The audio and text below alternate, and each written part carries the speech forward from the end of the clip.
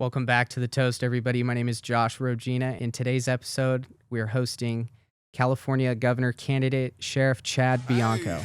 Let's get into it. Say I'm the biggest, the largest. Been stepping up since my mama stayed in them apartments. Regardless, my daddy told me keep the heat even when I'm in foreigns. I'm heartless, cause these niggas is hating on me just because I'm the biggest, the largest, the biggest. Chad, welcome today. It's a pleasure to have you here. And I would like to kick things off by opening it up and having you give a little introduction to yourself. Well, very good. Thank you. I appreciate being here. It's going to be an interesting podcast and excited for it. So my name is Chad Bianco. I currently am the sheriff of Riverside County. Riverside County is a very large county in Southern California, if you don't know where that is. I am extremely large for a sheriff's office, second largest in California, fourth largest in the country. We've got about 4,500 employees, lots of contract cities, 17 contract cities. I'm the coroner and the public administrator. And budget-wise, which is important for anyone running for especially a statewide election, spending taxpayer money. My budget is $1.3 billion a year. And I'm very proud to say that I'm a fiscally conservative person, that we have finished in the black every single year. We make sure we not only spend our taxpayer money wisely, but we do it efficiently and make sure we get the most bang for our buck for the best service for Riverside County residents from their law enforcement. Outside of work, which is probably more important to me than anything, is I am married, father of four. I have 4 adult kids, and 4 plus 1. We have 4 grandkids, 1 on the way, and that really, truly is my life. I go to work to basically give them cool stuff for their birthdays, and that's really about it. It's California for me was something that started very, very young. I was born and raised in Utah, so not a California native, but for those of you that are born in California, you don't understand this. There's no way to understand it. But from the outside looking in, back when I was a kid, California was, oh my gosh, you're from California. Oh, and we just admired everything about California, whether it was TV, whether it was radio, whether it was people, tourists that were in our area, whatever it was. And I knew early on that if I wanted to make my life better, if I wanted the best chance of having a successful life and family and everything else, I needed to move, and I needed to move to California. And so that is truly what brought me here. The California dream is what brought me to California. I have been very, very blessed here. I married a California beauty queen. We raised 4 fantastic kids, now grandkids. And where I am today as a law enforcement professional and a leader in law enforcement, in California law enforcement. I spend a lot of time in California, unfortunately, fighting for public safety against a legislature or against a government, including the governor and attorney general, who are anti-public safety. And that is what my battle has been for the last 5 years. And I'm realizing that nothing is going to change for that California dream to make it attainable again unless we actually have a leader at the top that puts Californians ahead of special interests. And in the end, that made me decide to do this, convinced me to decide to do this, because I truly do believe that as the sheriff, on a personal note, I think being the sheriff of Riverside County is way better than being the governor of California. But I also know that I've tapped myself out at making Riverside County better for public safety. And if I want to make it better, and then even for the rest of the state, then the governor has to change. And who better to do it than me? In my role as sheriff of Riverside County, we have, as it pertains to this, we are not obviously as big as the Central Valley as far as agriculture goes, but we're right behind you. We have a massive agriculture industry in Riverside County, and so I know the struggles that you're facing. I know as the sheriff, I deal with our farmers every day of not only the things that they're dealing with in crime, but how it relates to horrible law and horrible agenda in California and how their lives are being ruined, and pretty much their farming, their legacies are being ended and not being able to pass them on to their kids because of bad policy. And so in the end, for me as a person, it's about doing everything I can for other people, not myself. And we're going to make sure that everyone, all the younger kids, can reach that California dream. And those that are here that haven't left yet, thank you for staying and fighting, and we're going to make your lives better too. That's awesome.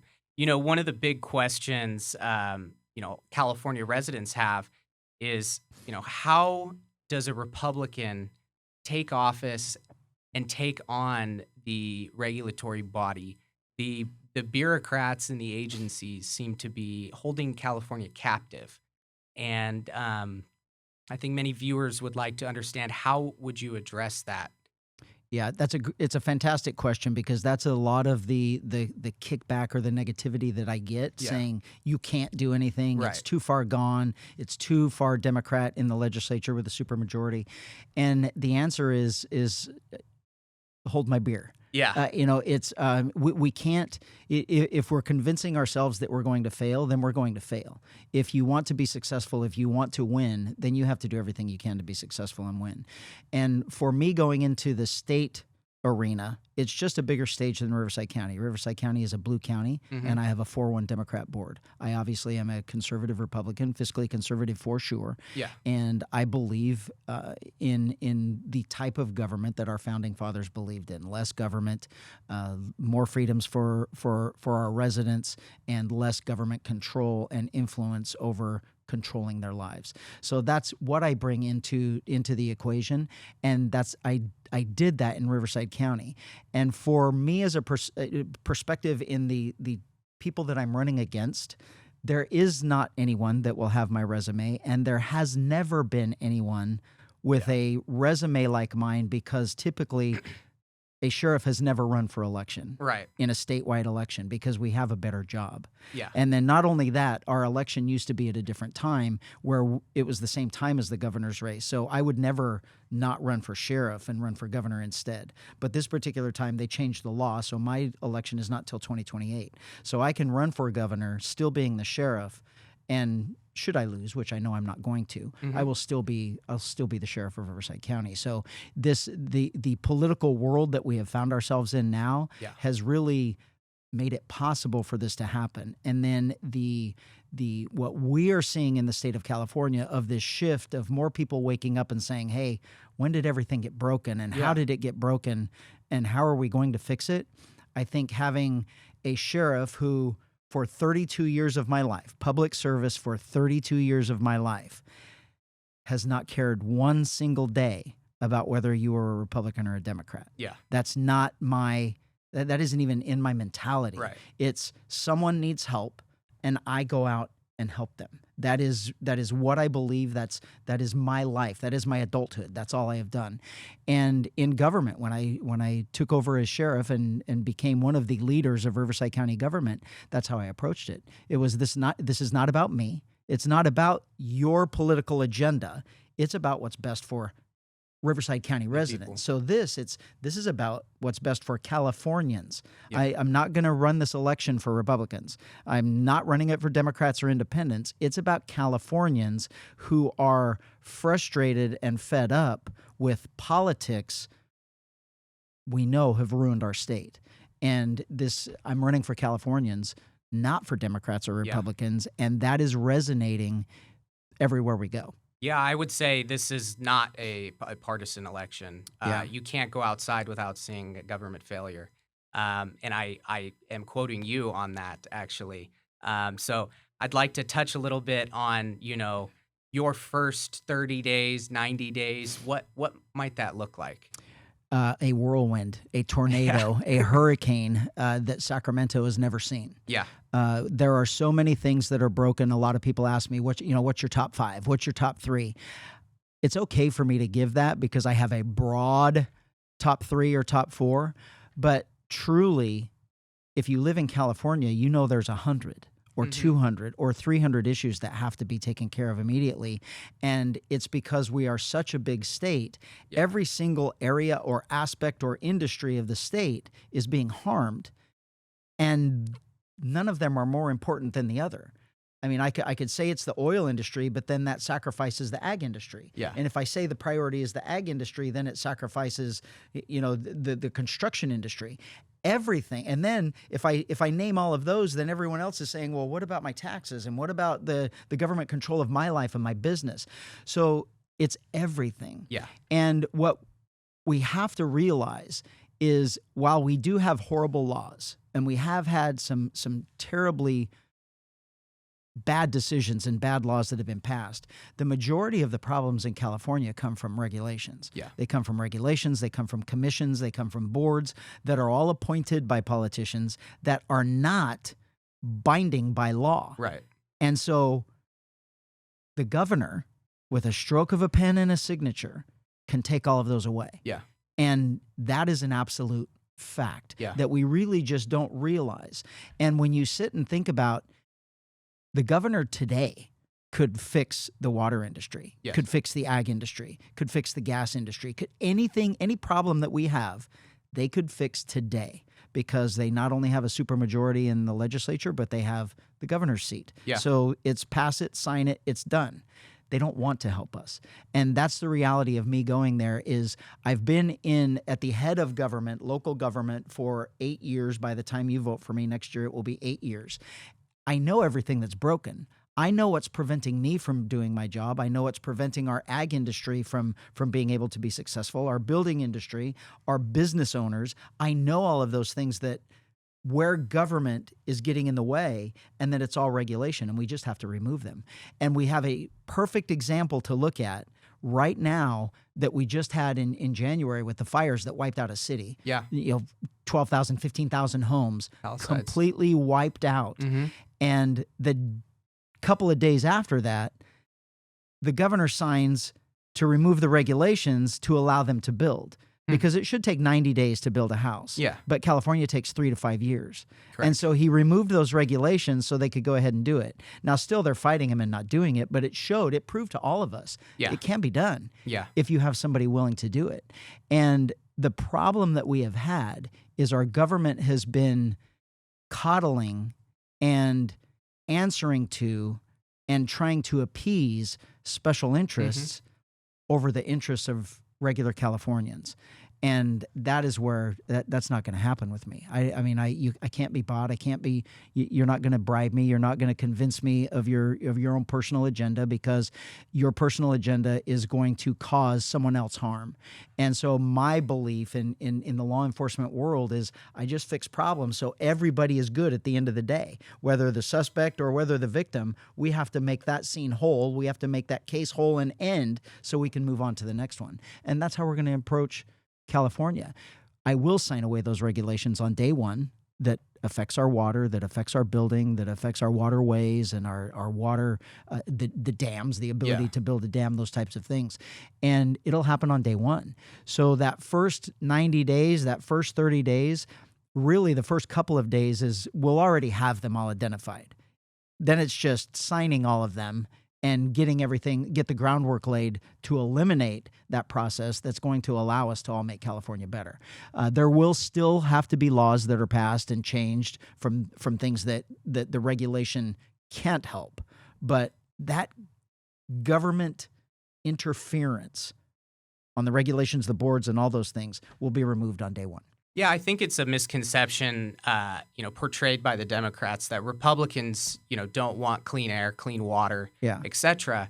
That's not the case. What we're dealing with here is a bureaucratic army of, paper trails and stacks of red tape that make it very difficult to do business here in California. We just heard it here this morning. A business owner complaining about doing business here. Are there any key specific policies you would enact in California to make it more favorable for businesses? And how do we keep businesses from fleeing California? Yeah, there are many. So if you ask the businesses that are leaving, they're leaving because of taxes and regulation. Excessive business taxes, excessive payroll taxes, all of the things that a business has to manage with taxation. Mm-hmm. But then it's also the regulation, and it's also the legal, the rules and some of the laws that have been put into place legally that cause them to go out of business because that worker that missed their break by 30 seconds now is entitled to either $100,000 or the automatic fine and the $25,000 payment or the $200,000 legal fees to represent yourself. It's putting businesses out of business and it's causing them to leave. those are mostly, for the vast majority of those issues, are all regulatory. Gone on day one. They will be taken away. PAGA, that we're going to have to remove that. The Private Attorney General Act that allows private attorneys to sue, like as the Attorney General, for these business things, that has to go away. Yeah. That is an absolutely anti-business model that is killing us. So the business regulations that are forcing fees, that are forcing fines, that are forcing different rules for business in California that no other state has, they get signed away on day one. It honestly, it is that easy for them to expand their business, for them to even build or open a business. We have a perfect example of, in our area, and it affects me because it affects my grandkids, is a preschool. They have been trying to build this preschool for 7 years. 7 years.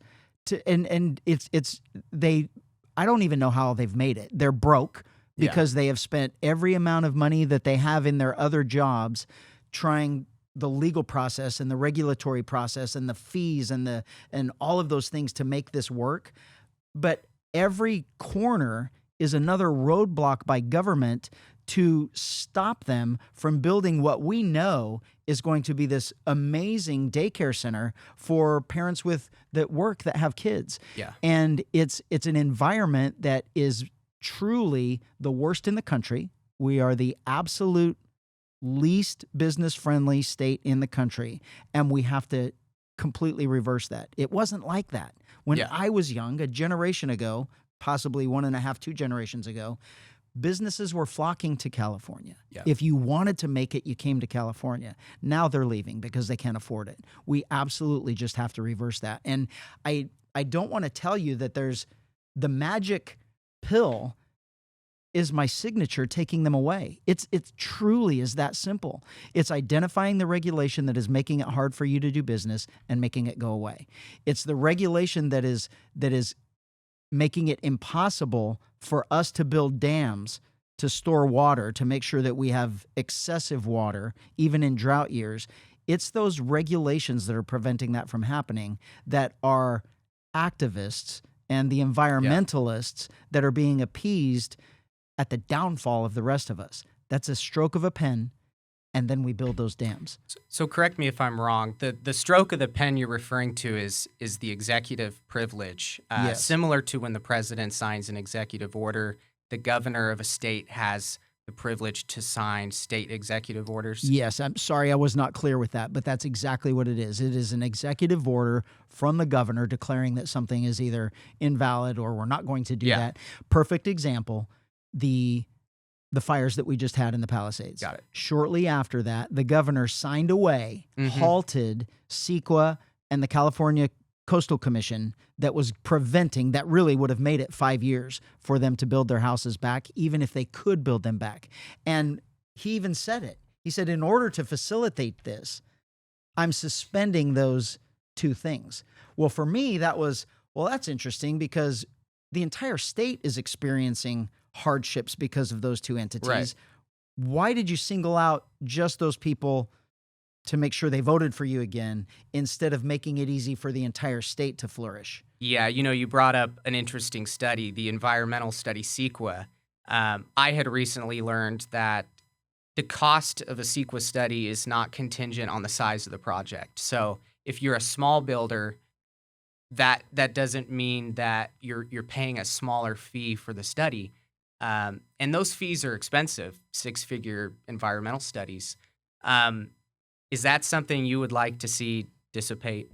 100%. CEQA entirely? Absolutely. So we have agree. the funny thing about that is that was Ronald Reagan that put that into place. Okay. And he actually said, he didn't willingly do it. He said, this is good and we need to care about the environment. All it was a little bit of a version of the national EPA, the Environmental Protection Act, which is federal. Yeah. And they just made California a little bit more stringent.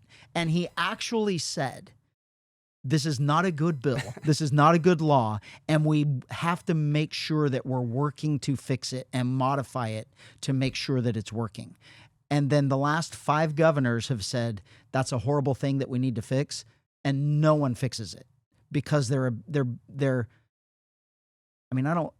I don't want to say there's anything illegal or anything else, but in my world, when nothing makes sense, you have to look at possibly is there something bad, nefarious that's going on? Why are these environmentalists being appeased at the expense of the rest of California? You're appeasing 5,000 people at the expense of 43 million. Yeah. It doesn't make sense. So there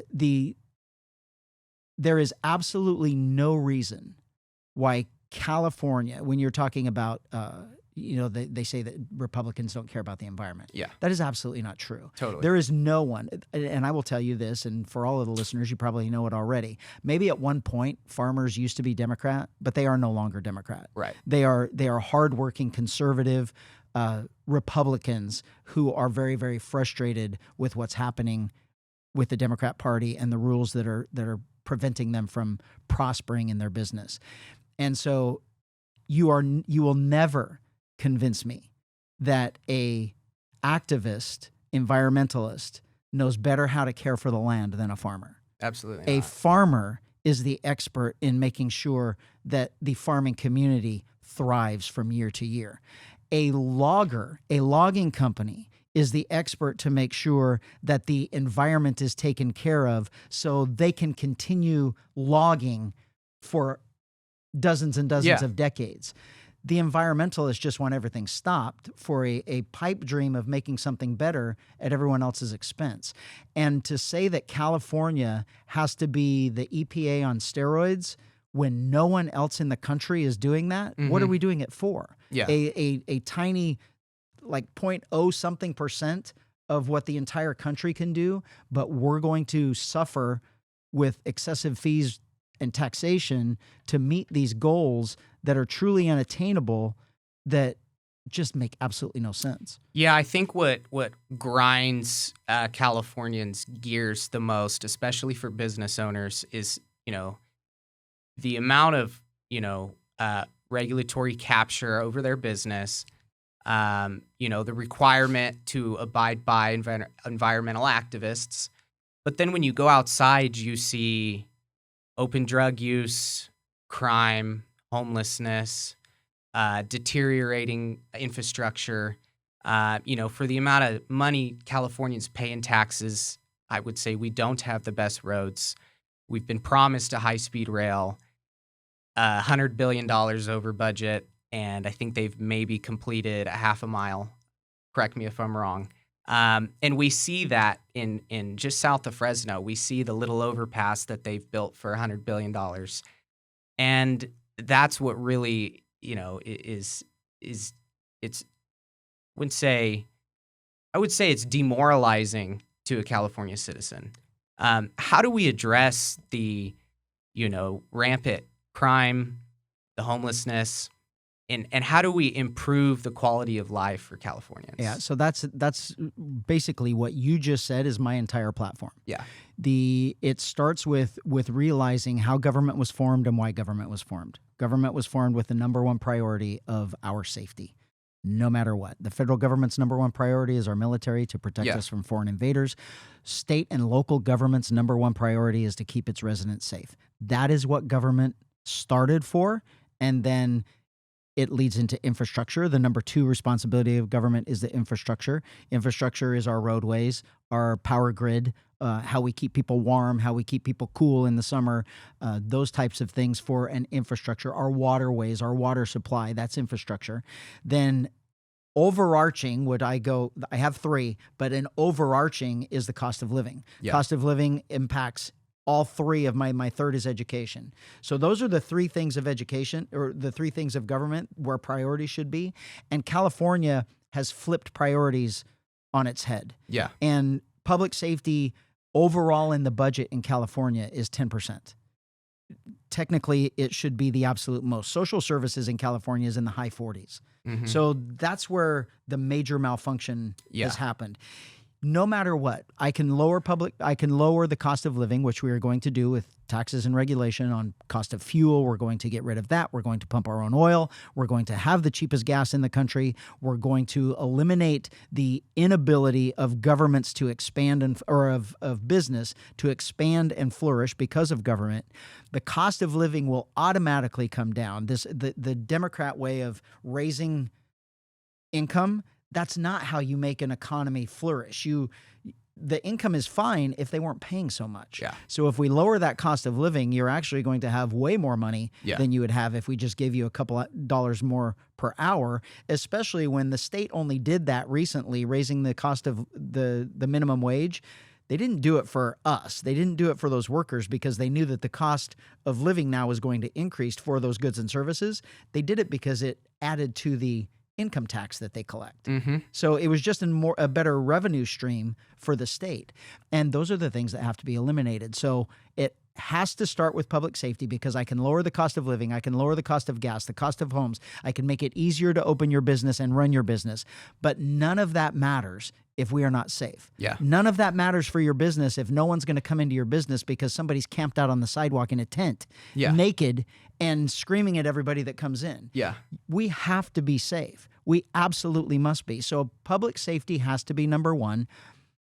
That's my wheelhouse. Yeah. I don't have to hire anybody for that. I don't have to ask for a policy paper. I mean, that's strange. That's weird talk. Fix the problem. Go out and be a leader. Handle the problem, and then we'll make sure that it never happens again. We'll make sure that in the future, we don't allow them to come back and ruin that again. So we make public safety a priority. We attack homelessness not by calling it homelessness because it is not. It is a drug and alcohol-induced psychosis that we absolutely, as humans, we are failing all of these people by being so inhumane that we just look at them and turn away while they're rotting in their skin and dying. Yeah. For my county, interesting statistic, we had just last year, there were 208 people that died that were homeless. No one talks about it. No one cares. Yeah. Government doesn't care. They don't talk about it. That 208 people is a lot. I mean, I have one person die in custody and you would think I'm the devil. They want you to paint me as this horrible person because somebody died of cancer in jail. But yet these people are dying on the street because they're drug addicted, they're alcohol addicted, they have no place to stay, and they're just in the street, and we do nothing about it. And they are all under the influence of drugs. They do not make rational decisions. Law enforcement deals with them every day. If we ask them, do you want help? Their answer is no. You're the one with the problem, not me. I'm fine. Yeah. And they go back to doing what they're doing. And we don't have a system set up that we can force anybody into help. So Prop 36 helped a little bit, but the government now fails to fund it. They're trying to make it fail. And what happens is when we get them into jail, because they're all breaking the law, they're stealing, they're trespassing, they have drugs, which it's only a misdemeanor now, but it still can take you into court. We used to be able to say, you're either going to go to jail or rehab. And they would all pick rehab. I'll go to rehab. And sometimes they would be good. They would get rid of their addiction. We could integrate them back into society, and we're all fine. We've gotten to a place now where the homelessness issue is an industrial complex that is just a big cycle of money. It's your taxpayer money being taken by the state and then given to people that are getting rich off of not helping anyone, while our homeless situation compounds worse every single year. And you can see it by graphs that just show how high it went. So we take care of public safety at the same time we're taking care of the cost of living, the business regulations, the taxes, those types of things. And then basically California starts thriving because of the businesses coming in, the businesses here that are expanding that they've never been able to expand before. More people are working, more people are buying, more people are consuming, and now are basically an economy that is truly stagnant thrives. Yeah. And it's all because we get government out of the way and let the innovation, the invention, the human ingenuity, the desire to make ourselves better, we let that control our economy instead of the government. The government has proven time and time again that it truly isn't really successful at much. Right. No, I think that's a very good approach. And, I want to pivot into ag. We're in the midst of harvest. For some, South Valley began shaking almonds last week, looking at Central California in the coming week or two. One of the biggest concerns for farmers in California is SQUA. And SQUA is a groundwater regulation that, basically caps the amount of water farmers can pull from the ground. At the same time, water districts are limiting the water that they're delivering on the surface. And to many farmers, it feels very political, that it's a squeeze and a money grab. How can farmers be assured that you will take the action via executive order? And, not to mention that these fees that are imposed, groundwater pumping fees, who actually owns the water, and how did we end up this way? Yeah, that's fantastic, and I'm going to tell for every person out there that's saying, "How are we going to know? How are we going to know?" I'm going to go one step further from what you said, where you said some or many farmers feel that. Well, I'm going to go one step further and say, stop feeling, and just admit or recognize that it's the absolute truth. Yeah. The bottom line of where we at with our agriculture, if you want to control a population, you have to control their water and their food. Yeah. And for the ag world, it. If you control their water, you control their food. Mm-hmm. If they don't have water, or if their water is cut back, that means that the size of their crop exponentially goes down. If you get half the water, you obviously can't keep your same crop. You've got to reduce it.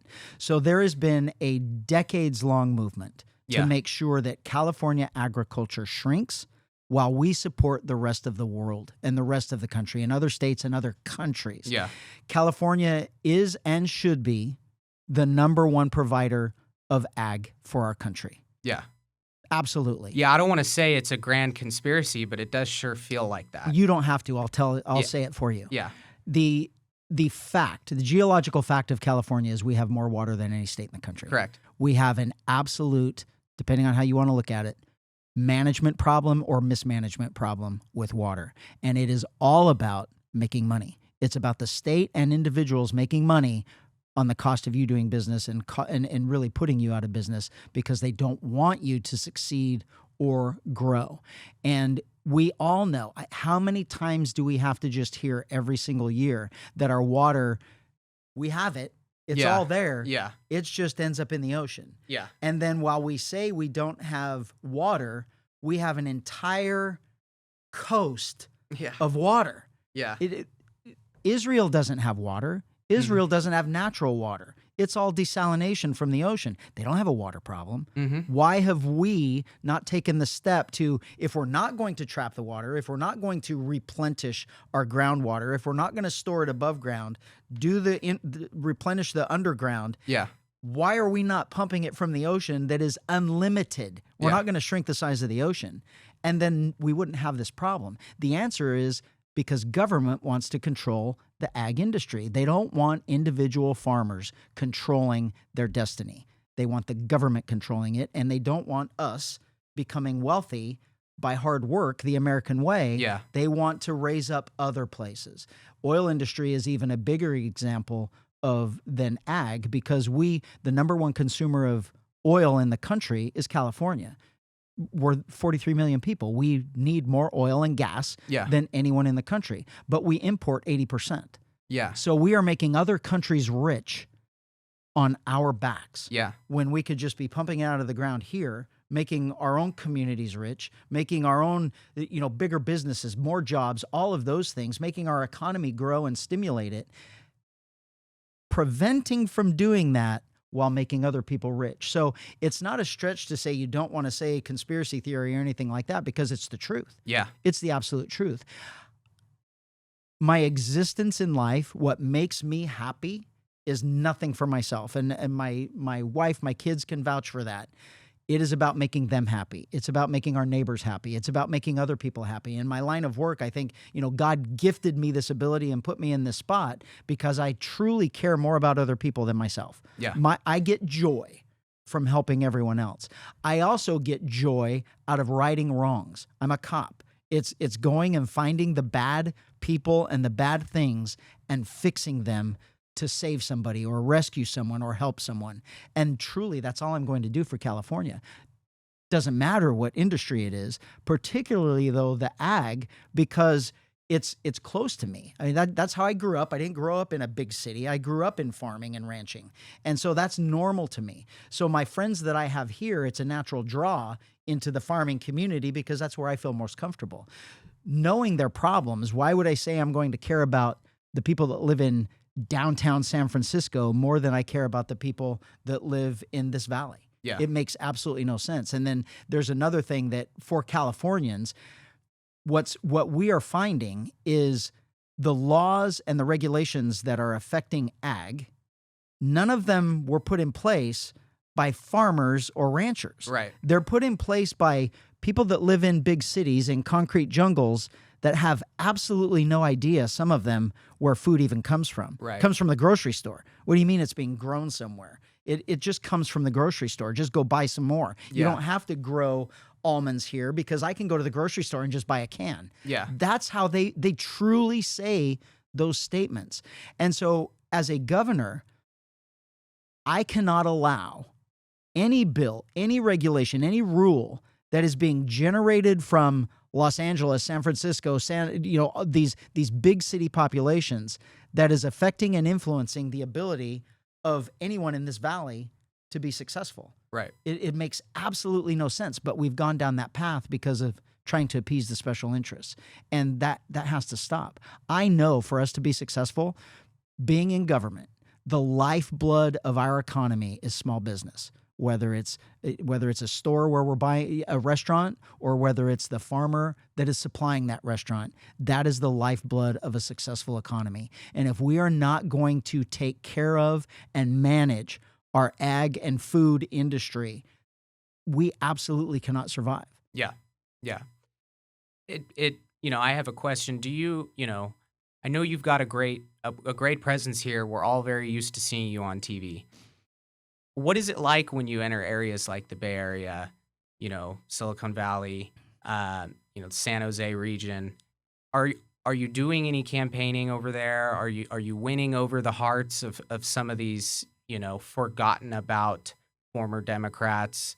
I don't like to use the word Democrat or Republican at this point because everybody's suffering, but how do you penetrate those regions that are so strongly held by Democrats? Yeah, that's exactly our mission Yeah. and what we know we have to do, because in the end, I'm not running for Republicans. I'm not running for Democrats. I'm running for Californians. Yeah. And when I speak to people, that's what I'm talking about.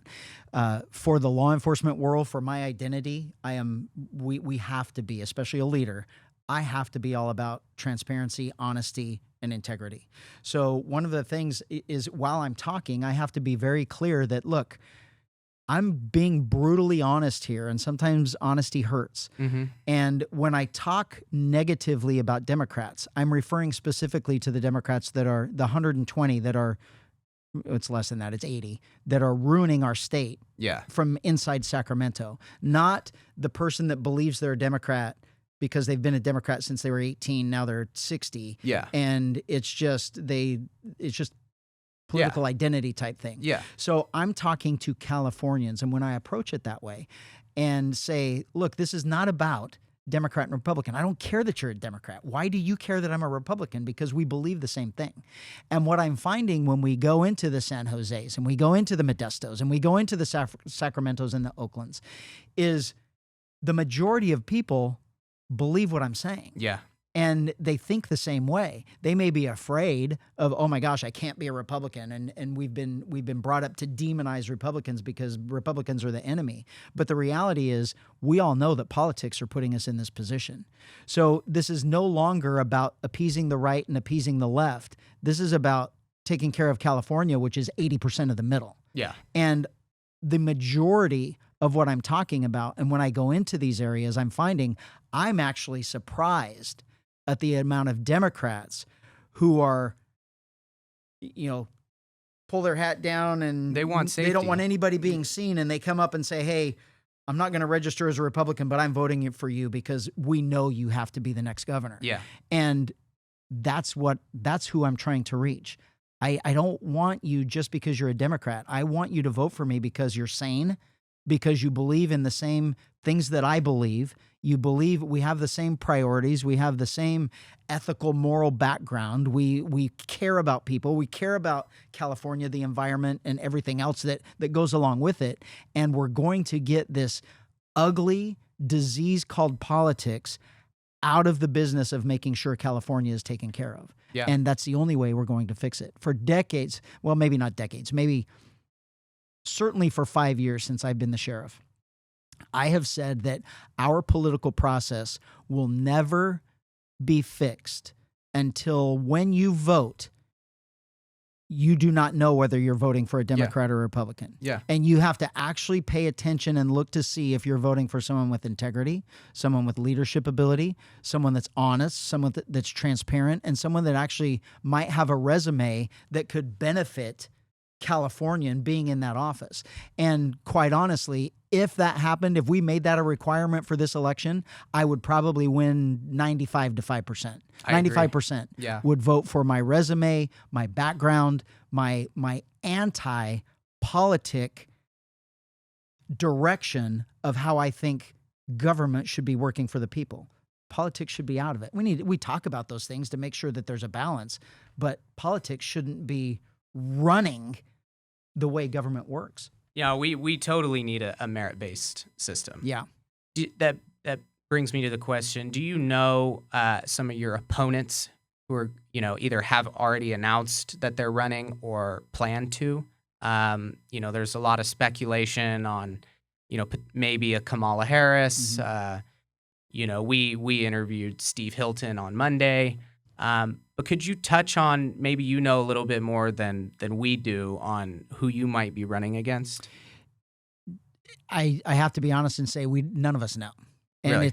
it's all speculation. And so for us and for my campaign, either one has its advantages of the two. We have two possibilities. We have 10 to 15 Democrats, prominent Democrats for the most part, all running against each other, or we have Kamala Harris. And the majority of those Democrats will get out. The ones that have said they're going to stay in, honestly, don't have a chance against the machine and in the Democrat Party. So they're going to have to attack each other, because the reality in California is they aren't going to be able to blame me for anything. Yeah. They aren't going to be able to blame any Republican for anything happening in California. And with me in the race, they aren't going to be able to control the conversation. My entire life is about interviewing people, getting criminals to admit they're lying or catch them lying, catch them, what their agenda is, and about controlling the conversation to make sure we do that. I will not allow this election to turn into something about Trump, which is what they want. If we're fighting about Trump, then we're not going to be talking about the failures of California that all of us wake up to and walk out our front door to. And that's what I'm going to make sure happens. So I like, if there's 10, 12 Democrats all fighting, I'm going to like it, because I'll just sit back and I'll watch them destroy each other and point fingers and blame. If it's Kamala Harris and there's only a couple, they're still going to have to point fingers and point blame. But then you're going to have arguably, probably what my belief is the most landslided, lopsided victory for me that California has ever seen, because the majority of our issues in California concern public safety. And you're going to have the very pro sheriff of Riverside County, pro public safety, anti-criminal, hold people accountable against a former attorney general, prosecutor attorney general, who truly, which we will all prove and show from her past, destroyed public safety in California. Absolutely. So that is such a lopsided, obvious vote that for our campaign, we don't care which one it is. And then from the Republican side, I don't think anything ill against any of the ones that are running. Mm-hmm. My issue with all of the Republicans is where I stand is if I believed that anyone besides me had the ability to win this election in what we know is a Democrat state, what we know is predominantly voter registration Democrat. If I thought that any of these Republicans were going to be able to win a statewide election, I would be behind them, jumping up and down, pushing them, doing everything I could to make sure they got elected. because I love my job. I'll Yeah. just stay being the sheriff. Yeah. The reality is none of them have the ability to win a statewide election. And I'm not saying I'm better than them. I'm saying my 32 years in this profession and my position puts me in a better place for Democrats to vote for me. I have an impeccable background for a Democrat to look and say, you know what, that guy's not crazy. He's not the far right that we despise. He's common sense. He wants us safe, and he wants all these things. I think we're going to give him a chance. Yeah. That's the appeal from the Democrat side to me that none of the other Republicans running are going to have.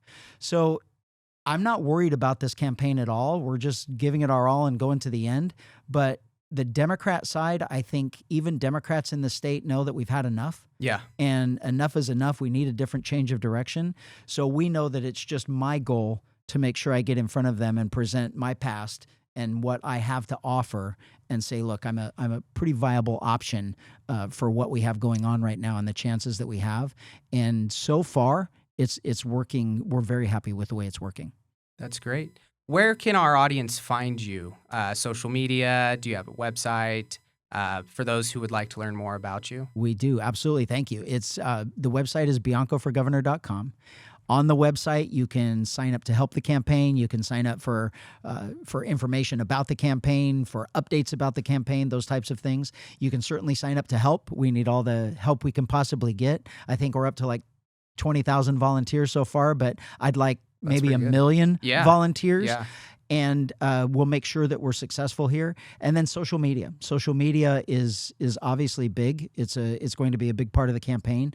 On all of the social media platforms, Sheriff Chad Bianco, please follow me. Please share, do all the things that I post, and make sure we get all of the information that I'm saying, break that algorithm and get it all out there to everyone. The more you share, the more my name gets in front of people. And quite honestly, that's free. Yeah. If you go to the website, I mean, we have to tackle the dirty of politics too, and it's going to take a lot of money. Yeah. So, I'm hoping for what we know we need is 8 million votes. Okay. And to make this easily doable, if all 8 million people that want a different direction in California, a positive change in California, if they all gave $5, that's $40 million for the campaign. We'll be unbeatable. Mm-hmm. If only 10 million, if only 4 million of the 8 vote, and they give $10, we still reach the same thing. So if you can give $1, please. If you can give $5, thank you.